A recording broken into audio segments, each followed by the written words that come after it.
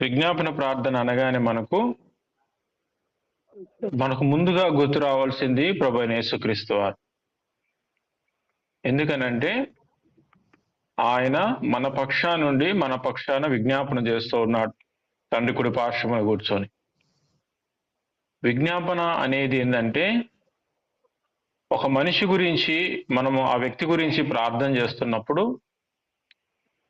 అతని పక్షాన మనం ప్రార్థన చేస్తున్నట్టు, అతని పక్షాన మనము ప్రార్థన చేస్తున్నట్టు అనమాట.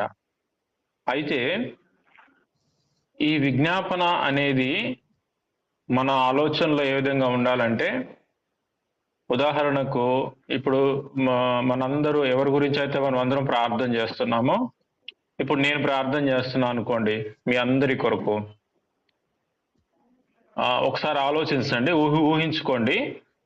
దేవుడు నిలబడి ఉన్నప్పుడు, ఆయన ఎదుట నేను నుంచొని ఉన్నప్పుడు మీరు నా వెనకాల నుంచొని ఉంటారు. మీరందరూ ఒక గ్రూపుగా, అంటే ఒక వ్యక్తి ముందుకొచ్చి అందరి పక్షాన విజ్ఞాపన చేస్తూ ఉన్నాడు. అలా అన్నమాట. అది గుర్తించుకోవాలి మనం.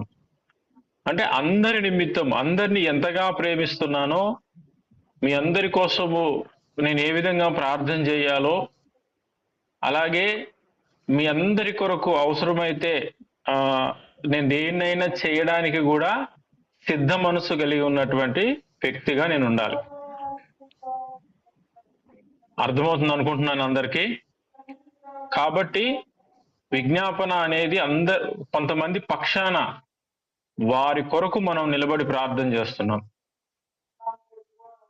అది అలాంటి ప్రార్థనలో ఎలాంటి అనుమానాలు, అవిశ్వాసము, వాళ్ళు నా వాళ్ళు కాదులే అని అనుకోవద్దు.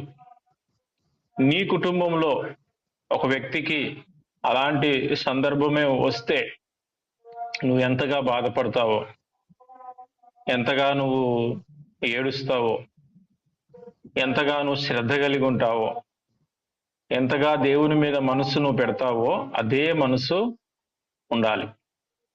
నిన్ను వలే నీ పొరుగువాడిని ప్రేమించన్న మాట అందులో సంపూర్ణమై ఉన్నది.